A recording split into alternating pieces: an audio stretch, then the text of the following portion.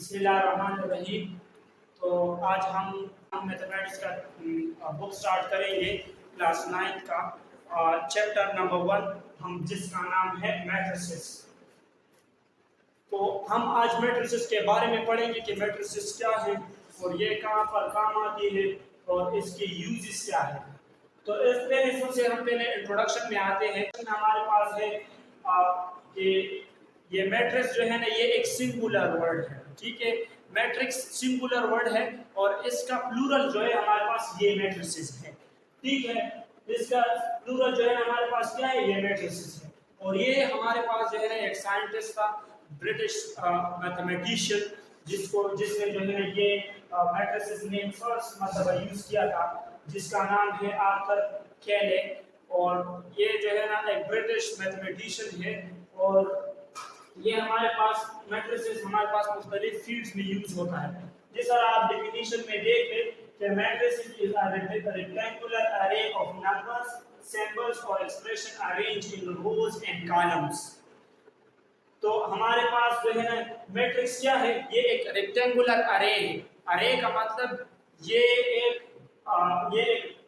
अरे का मतलब ये है कि हमारे पास एक लाइन है। लाइन अरे मींस एक लाइन है जो हमारे पास रेक्टेंगुलर की तरह जो है ना लाई करता है, जिसमें जो है हमारे पास एक्सप्रेशंस और सिंबल्स मौजूद होते हैं।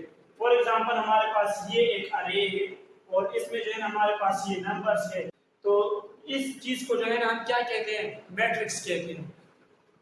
ये जो है ना हमारे पास मुख्तलिफ फील्ड्स में यूज होता है, जिस तरह के मैथमेटिक्स में, स्टैटिस्टिक्स में, इंजीनियरिंग में and physical and social sciences में। हमारे पास ये कंप्यूटर साइंस जो एक फील्ड है, उसमें भी ये मैट्रिसेस एक अहम किरदार अदा करता है। तो ये जो है ना मुख्तलिफ टेबल्स को भी रिप्रेजेंट करने के लिए इस्तेमाल होता है।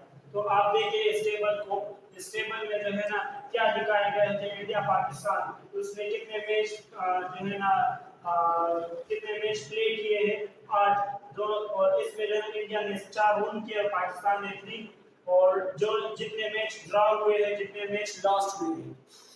तो इस टेबल का मतलब यही है, इसका असल मतलब ये है कि किसी एलिमेंट को जो है ना अरेंज फॉर्म में लिखें। फॉर एग्जांपल इसका अरेंज फॉर्म क्या है, इसका हमारे पास फिक्स अरेंज फॉर्म में जो है ना प्लेड, यानी जितने मैचेस खेले गए हैं वो हमारे पास अरेंज फॉर्म में पड़े हैं। जितने मैचेस विन किए गए हैं पाकिस्तान और इंडिया ने, वो भी हमारे पास अरेंज फॉर्म में लिखे गए हैं। तो मैट्रिक्स का असल मकसद ये है कि ये जो है ना आपके एलिमेंट्स को अरेंज फॉर्म में, एलिमेंट्स या सिंबल को अरेंज फॉर्म में लिखते हैं। और दूसरी बात हमारे पास ये कि ये हमेशा जो है ना एक स्क्वायर ब्रैकेट में इनक्लोज्ड होंगे, स्क्वायर ब्रैकेट में इनक्लोज होंगे। और ये जो है ना हमेशा कैपिटल लेटर से डिनोट होगा। कैपिटल लेटर्स मतलब ए बी सी जो भी हो, लेकिन इसका लेटर जो है ना वो कैपिटल होना चाहिए।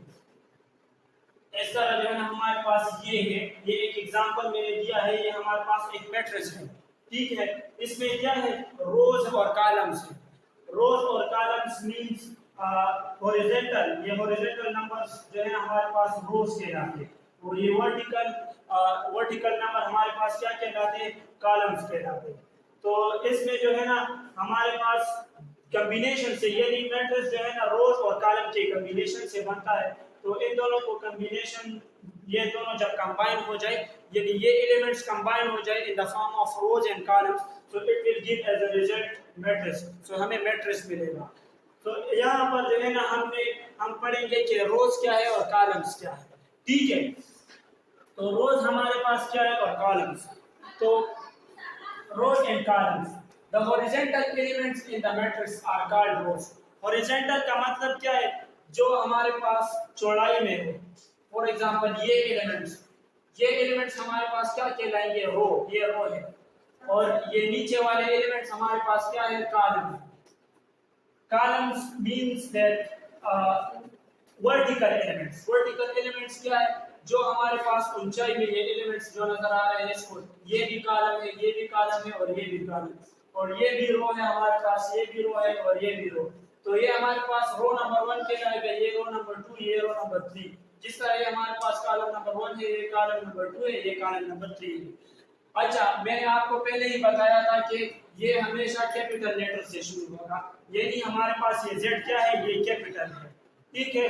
और साथ ही एक पॉइंट मुझसे भूल गया था, जिस पॉइंट ये मैं बताने वाला था कि इसके जो लेटर्स अंदर मौजूद है, ये जो है ना स्मॉल लेटर से, यानी स्मॉल लेटर से डिनोट होंगे, ठीक है। आपने उम्मीद है कि आपको इस चीज की समझ आ गई होगी कि हमारे पास रो क्या है और कॉलम्स क्या है, ठीक है। तो रोज हमारे पास, फिर भी बता रहा हूँ कि ये वाले ऊपर वाले एलिमेंट हमारे पास रोज कहलाते हैं, यानी जो हॉरिजॉन्टल एलिमेंट्स है वो हमारे पास रो कहलाते हैं, और कॉलम्स जो है ना वो जो वर्टिकल एलिमेंट्स है वो हमारे पास कॉलम कहलाते हैं, ठीक है। अब हमारे पास है order of a matrix. Order means कि इस मैट्रिक्स का ऑर्डर हमारे पास क्या है। फॉर एग्जांपल, अगर आपके पेपर में कोई पूछे, पेपर में कई से सब एमसीक्यूज में हो सकता है कि आ जाए कि order of matrix, what is the order of that matrix. आपको एक मैट्रिक्स शो होगा, आपको कहेंगे कि इसका ऑर्डर फाइंड करें। तो order of matrix, in matrix rows are represented by m। हमारे पास मैट्रिक्स में जो है ना रोज किस चीज से रिप्रेजेंट होंगे, m से। m से जो है ना m, हमारे पास m नंबर ऑफ रोज, ठीक है, और n नंबर ऑफ कॉलम, क्योंकि हम रोज को n से रिप्रेजेंट करेंगे और कॉलम्स को हम n से रिप्रेजेंट करेंगे, ठीक है। फिर हमारे पास ये हम कैसे बोलेंगे, m बाय n हम इस तरह प्रोनाउंस करेंगे, इसको हम इस तरह लिखते हैं, ठीक है। m मल्टीप्लाई n, इसको हम बोलेंगे m बाय n, ठीक है। m हमारे पास क्या है, m हमारे पास शो करता है, m हमारे पास है क्या, रो, और हमारे पास n क्या है, कॉलम, ठीक है। अच्छा, अगर आपसे कोई पूछे कि इस आपको कोई एक एग्जामिनर या कोई और आपसे पूछे, आपको मैट्रिक्स दे देगा, आपको कहेगा कि इसका ऑर्डर फाइंड करें, तो आप इसका ऑर्डर किस तरह फाइंड करेंगे। तो इसके ऑर्डर को फाइंड करने के लिए आपको देखना होगा कि इस मैट्रिक्स में कितने नंबर ऑफ रोज है एंड कितने नंबर ऑफ कॉलम्स है। फॉर एग्जांपल, हमारे पास, मैंने आपको पहले ही बताया था कि ये किस तरह लिखेंगे, इसका स्ट्रक्चर किस तरह है कि m क्रॉस n, ठीक है, m बाय n।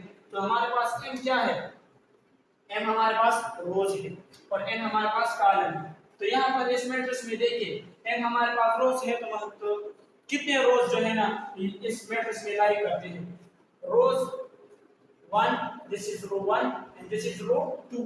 तो कितने रोज है, 1 2, 1 and 2, 2 रोज है। So here we have to write rows first. m हमारे पास रोज को डिनोट करता है, तो हम क्या करेंगे, 2 लिख लेंगे, ठीक है। फिर हमारे पास इस तरह, अगर आप देखिए कॉलम्स को देखिए, तो ये कॉलम नंबर 1 2 3 4, कितने कॉलम्स बन रहे हैं हमारे पास, 1 2 3 and 4। So here 4 columns come, so here we will write 4। तो हमारे पास इसका ऑर्डर किस तरह है कि m क्रॉस n। तो हमारे पास है, तो हम इस तरह लिख सकते हैं कि C इज इक्वल टू ये C मैट्रिक्स क्या ऑर्डर हमारे पास बराबर है m क्रॉस n, का मतलब है कि m हमारे पास रोज है, रोज हमारे पास कितने हैं, 2, और हमारे पास कॉलम्स कितने हैं, 4 कॉलम्स हैं। तो ये इस मैट्रिक्स का क्या हो गया, ऑर्डर हो गया। ऑर्डर का मतलब है कि m का मतलब हम m की जगह रोज लिखेंगे, जितने नंबर ऑफ रोज हमारे पास एक मैट्रिक्स में होंगे तो उतने ही लिखेंगे, और n की जगह हम कॉलम्स लिखेंगे, जितने नंबर ऑफ कॉलम्स हमारे पास मैट्रिक्स में होंगे तो उतने नंबर ऑफ कॉलम्स हम लिखेंगे। तो हम अब आते हैं कि हमारे पास स्क्वायर मैट्रिक्स और रेक्टेंगुलर मैट्रिक्स क्या है। स्क्वायर मैट्रिक्स और रेक्टेंगुलर मैट्रिक्स, आप लोगों ने शेप्स देखे होंगे कि स्क्वायर किस तरह है हमारे पास और रेक्टेंगुलर किस तरह है, आपने शेप्स पढ़े होंगे। और अगर हम देखें स्क्वायर का शेप हमारे पास किस तरह होता है, हमारे पास स्क्वायर का शेप, इसके 4 साइड इक्वल होते हैं, इक्वल 4 साइड, इसके सारे साइड इक्वल होते हैं, ये हमारे पास स्क्वायर कहलाता है, ठीक है।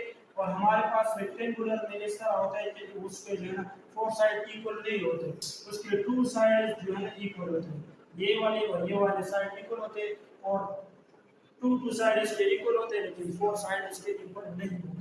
तो ये हमारे पास। तो आज हम तो अब ये हम पढ़ेंगे कि रेक्टेंगुलर मैट्रिक्स और स्क्वायर मैट्रिक्स में हम कैसे आइडेंटिफाई करेंगे कि एक मैट्रिक्स जो है ना वो हमारे पास स्क्वायर मैट्रिक्स है या वो हमारे पास रेक्टेंगुलर मैट्रिक्स है। फॉर एग्जांपल हमारे पास है एक मैट्रिक्स है, जब हमारा ऑर्डर सेम हो, जब हमारा ऑर्डर सेम हो तो हम उस मैट्रिक्स को जो है ना स्क्वायर मैट्रिक्स कहेंगे, और जब हमारा ऑर्डर सेम नहीं हो तो हम उसको रेक्टेंगुलर मैट्रिक्स कहेंगे।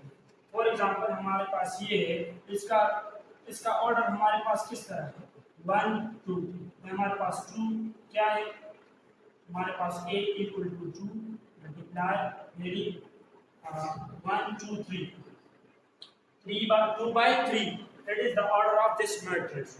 So here we can see that the order is not same. हमारे पास है ये 2 है और ये 3 है, ये दोनों बराबर नहीं है।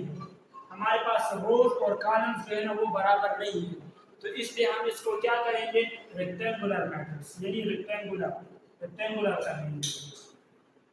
हमारे पास जब रोज और कॉलम बराबर ना हो एक मैट्रिक्स में तो हम उसको रेक्टेंगुलर मैट्रिक्स कहेंगे। जिस तरह इस मैट्रिक्स में देखिए 1 रो 2 रो, the rows are 2, 1 column 2 column 3 column, but these are not equal, order is not equal, so we can call it rectangular matrix, हम इसको रेक्टेंगुलर मैट्रिक्स कह सकते हैं। अच्छा, अब हमारे पास ये एग्जांपल, दूसरा एग्जांपल है सी मैट्रिक्स। इसमें अगर हम देखें तो हमारे पास ये रो 1 है, ये रो 2 है, इसमें हमारे पास 2 रोज है और कॉलम्स कितने हैं, हमारे पास 1 एंड 2, हमारे पास 2 कॉलम्स। तो हम इसको किस तरह लिखेंगे, पहले हम रो को लिखेंगे उसके बाद कॉलम को लिखेंगे। तो सी हमारे पास बराबर है कि 2 by 2। सो हम देख सकते हैं कि यहाँ पर रोज और कॉलम सेम है, तो इसलिए हम इसको क्या कह सकते हैं स्क्वायर मैट्रिक्स। स्क्वायर मैट्रिक्स हमको इसलिए इसको कहेंगे क्योंकि इसका ऑर्डर सेम है, यानी इसमें रोज और कॉलम सेम है। तो हम चले आते हैं हमारे पास एक्सरसाइज की तरफ। एक्सरसाइज में हमें क्या कह रहे हैं कि which of the following are square, which of the following are square and which are the rectangular matrix। so हम देख सकते हैं कि हमारे पास, अब आप इंशाल्लाह पहचान जाओगे कि कौन से हमारे पास स्क्वायर मैट्रिक्स है और कौन से रेक्टेंगुलर मैट्रिक्स। हमने यहाँ पर पढ़ लिया कि जिस तरह कि अगर ऑर्डर हमारे पास सेम है तो वो हमारे पास स्क्वायर मैट्रिक्स कहलाएंगे, अगर ऑर्डर हमारे पास डिफरेंट है तो वो रेक्टेंगुलर मैट्रिक्स कहलाएंगे। अब हमारे पास यहाँ पर पार्ट नंबर 1 आप देखिए कि 2 3 0 5, इसमें अगर हम देखें तो हमारे पास क्या रोज कितने हैं, वो हमारे पास 1 2 रोज है, यानी रोज हमारे पास a equal to 2, रोज हमारे पास 2 है। और हमारे पास कॉलम्स कितने हैं 1 एंड 2 हमारे पास कॉलम। तो इसको हम लिख सकते हैं कि हमारे पास कौन सा मैट्रिक्स है, ये हमारे पास स्क्वायर मैट्रिक्स है। इसको हम लिखेंगे स्क्वायर मैट्रिक्स। इस अगर आप पार्ट बी को देखें यानी दूसरे जुज को देखें तो यहाँ पर हमारे पास रोज कितने हैं 1 2 रोज है, लेकिन कॉलम 1 2 3 कॉलम्स हैं, यानी हम ये इस तरह होगा 2 क्रॉस 3 2 by 3, यानी इसको हम जो है ना स्क्वायर मैट्रिक्स नहीं कह सकते। क्यों? क्योंकि ये हमारे पास ऑर्डर इसका सेम नहीं है, तो इसलिए हम इसको रेक्टेंगुलर मैट्रिक्स कहेंगे।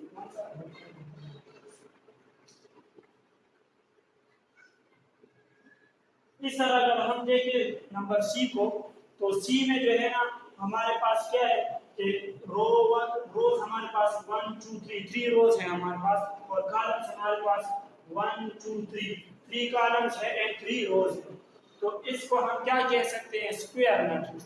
क्यों? क्योंकि हमारे पास कॉलम्स और रोज सेम है, क्योंकि हमारे पास सी बराबर है 3 by 3, ये हमारे पास सेम है, तो इसको हम स्क्वायर मैट्रिक्स कह सकते हैं। स्क्वायर मैट्रिक्स इसको कह सकते हैं। हाँ, तो हम अब क्वेश्चन नंबर 2 की तरफ आते हैं। इसमें हमसे पूछ रहा है कि list the order of the matrix, मतलब हम जो है ना इसके ऑर्डर को फाइंड करेंगे कि इसका ऑर्डर क्या है, हमें इसका ऑर्डर देना होगा। तो इसके ऑर्डर को देने के लिए हमने जो है ना पहले हमारे पास क्वेश्चन पार्ट 1 गिवन है कि 1 2 -1 3 4 2। तो ऑर्डर मैंने आपको पहले भी बताया था कि ऑर्डर किस तरह फाइंड करते हैं कि हमने जो है ना कॉलम हमारे पास हमने सबसे पहले रोज को लिखना है और उसके बाद कॉलम को, यानी हमें इसको इस तरह ऑर्डर में लिखना है कि m बाई n। तो m हमारे पास रोज है और n हमारे पास कॉलम्स है, ठीक है। तो हमें ऑर्डर देने के लिए यहाँ पर मैं इस तरह लिखूंगा कि a इक्वल्स टू, यहाँ पर हमारे पास m, यानी रोज हमारे पास कितने हैं 1 2, हमारे पास 2 रोज है और बाय m n मींस हमारे पास कॉलम, कितने कॉलम्स हैं 1 2 3, यहाँ पर हमारे पास 3 कॉलम्स हैं। ये हमारे पास इसका आंसर है, ठीक है। इस तरह हमारे पास ये इस पे इसमें जो है ना हम ऑर्डर चेक करेंगे, यानी कितने हमारे पास इसमें हमारे पास इसका ऑर्डर क्या है। तो हम देख सकते हैं कि यहाँ पर हमारे पास ये हमारे पास रो 1 है और ये हमारे पास रो 2 है, यानी ये हमारे पास रो भी है ये कॉलम भी है, क्योंकि ये एक ही एलिमेंट है। अगर हम इसको देखें तो यहाँ से अगर देखें तो इसके साथ रो भी है और इसके साथ कॉलम भी है एक, तो यहाँ पे इसका ऑर्डर इस तरह लिखेंगे कि 1 बाय 1, ये हमारे पास इसका क्या है आंसर, ठीक है। इस तरह अगर हम क्वेश्चन नंबर सी को देखेंगे तो हमारे पास भी इसका ऑर्डर इसी तरह होगा कि हमारे पास रोज कितने हैं इसमें 1 2 2 हमारे पास रोज है और हमारे पास इसके कॉलम्स कितने हैं 1 2 3 3 कॉलम्स हैं, ठीक है। तो ये हमारे पास अच्छा, तो अब हम आते हैं क्वेश्चन नंबर 4 की तरफ। तो हमारे पास क्वेश्चन नंबर 4 में क्या है कि if a is equal to this, हमारे पास एक मैट्रिक्स गिवन है और हमें कह रहा है कि हमें ये फाइंड करना है कि a12 a23 a32 a43 a13 and a33। तो हमने इसको किस तरह फाइंड करना है, तो इसको सीखने के लिए मैं आपको एक एग्जांपल देता हूँ। मेरे पास फॉर एग्जांपल ये मैट्रिक्स है 1 0 2, ये हमारे पास एक मैट्रिक्स है और आपको फॉर एग्जांपल मैं कहूँ कि इसका a22 एलिमेंट फाइंड करें और a32 और a11। अगर मैं आपको कहूँ कि a22 एलिमेंट फाइंड करे तो इसका मतलब ये है कि सॉरी ये क्वेश्चन मुझसे गलत हो गया।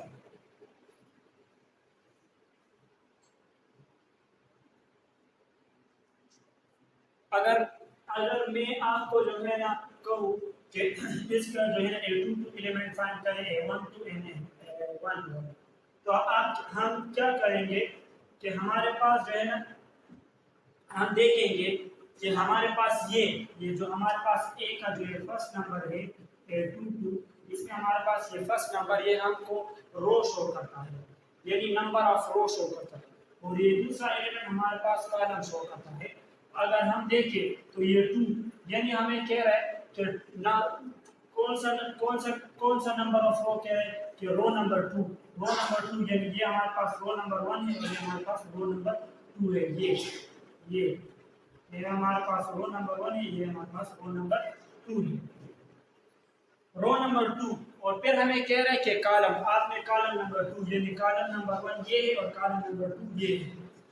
तो हम अगर देखें, ठीक है, अगर हम देखें तो हमारे पास इसमें कौन सा एलिमेंट आ रहा है, क्योंकि हमारे पास रो नंबर 2 ये है, ये हमारे पास रो नंबर 2 है और कॉलम नंबर 2 ये आ रहा है, यानी ये तो ये हमारे पास क्या है, ये हमारे पास रो नंबर 2 और कॉलम नंबर 2। तो यहाँ पर एलिमेंट क्या आ रहा है 1, तो ये a22 हमारे पास किसके बराबर है 1, ठीक है। इस तरह हमारे पास a12 हमारे पास क्या है a12, इस तरह इसको मैं दोबारा लिख लेता हूँ 1 0 2 1। इस तरह हमारे पास a12 है, तो हमारे पास पहला नंबर फर्स्ट रो हमारे पास ये है और सेकंड कॉलम हमारे पास सेकंड कॉलम ये है, ये हमारे पास फर्स्ट रो ये सेकंड कॉलम। तो ये कौन सा एलिमेंट हमारे पास आ रहा है, यहाँ पर हमारे पास एलिमेंट ये 2 आ रहा है। इस तरह हमारे पास a11 में अगर हम देखें तो हमारे पास फर्स्ट रो है और ये फर्स्ट कॉलम, तो ये हमारे पास 1 आ रहा है, तो a11 हमारे पास 1 आ रहा है। इसी तरह ये क्वेश्चन भी है, हमने जो है इस क्वेश्चन को फाइंड करना है। इस तरह हम पहले a12 को फाइंड करेंगे।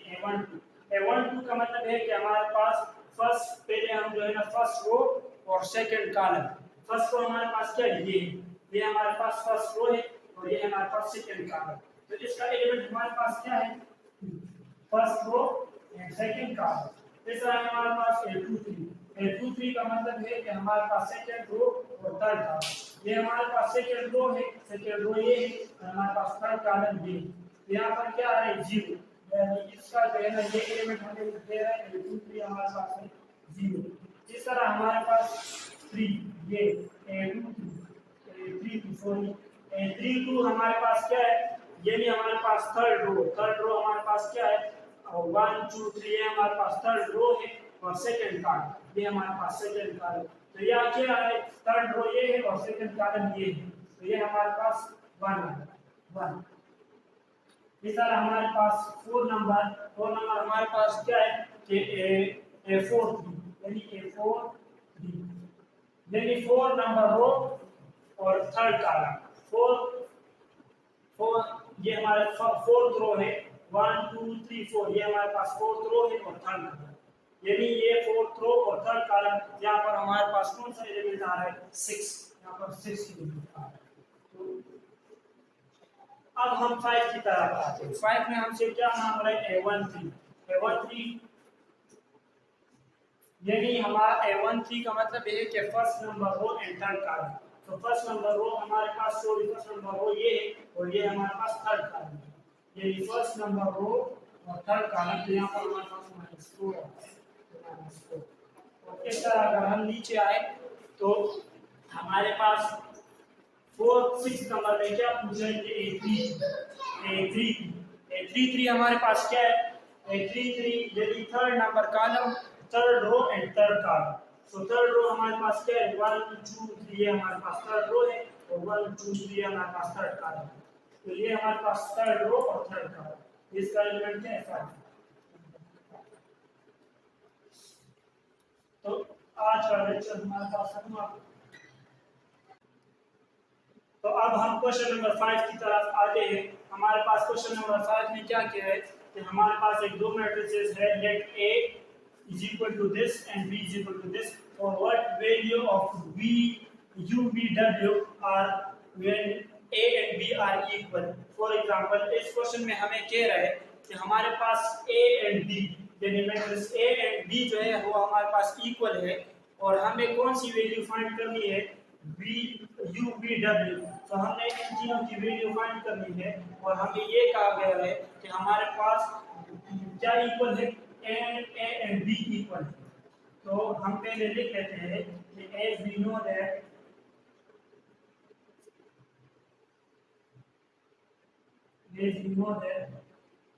A is equal to B, so हमारे पास A मैट्रिक्स ये है 2 - 3 U 0 और दूसरा मैट्रिक्स ये है B matrix V - B 5 W।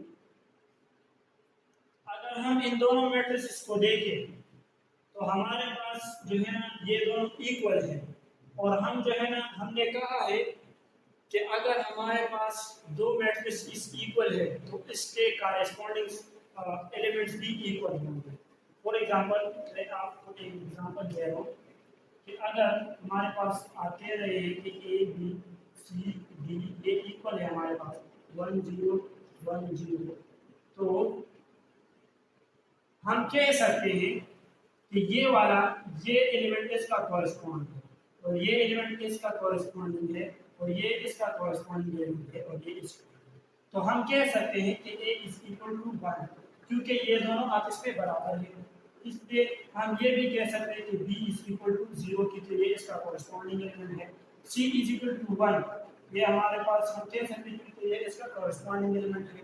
D is equal to 0 D हमारे पास 0 के बराबर है क्योंकि ये इसका कॉरेस्पॉन्डिंग एलिमेंट है।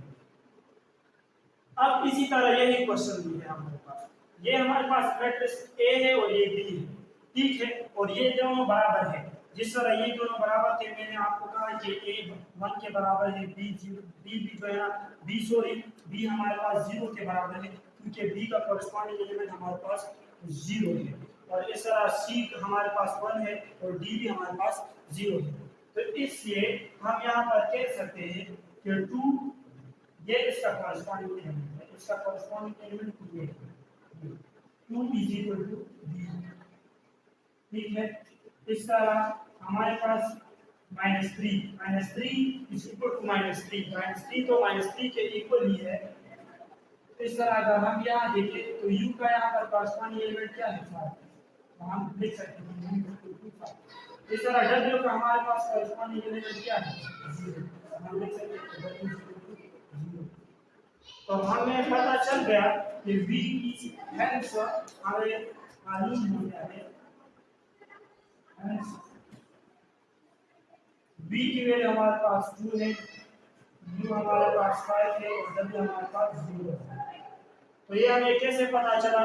क्योंकि हमें स्टेट दिया गया था कि ये दोनों मैट्रिक्स आपस में बराबर हैं, और जब हमारे पास दो मैट्रिक्स आपस में बराबर होते हैं तो उसके कॉरस्पॉन्डिंग साइड भी इक्वल होते हैं। Corresponding side sorry corresponding elements, जिस तरह हमारे पास ये एलिमेंट इसके इक्वल है, ये एलिमेंट इसके इक्वल है और ये इसके और ये इसके, तो इस दोनों मैट्रिक्स को कंपेयर करके हमें ये वैल्यूज निकालनी है। थैंक यू, अल्लाह हाफिज़। हम नेक्स्ट अपडेट के लिए आप हमारा चैनल सब्सक्राइब करें और बेल आइकन दबाएं ताकि हमारी हर नई आने वाली वीडियो आपको फॉरवर्ड पहुंचेगा। शुक्रिया, अल्लाह हाफिज़।